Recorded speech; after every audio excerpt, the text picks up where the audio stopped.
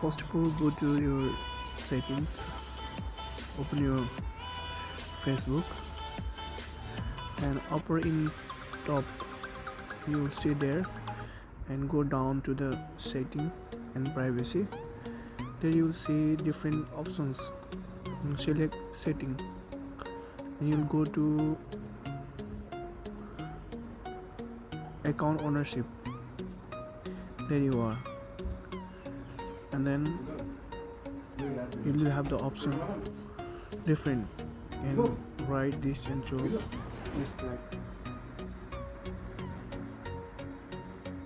This is how you can do your Facebook deactivate. Thank you for watching.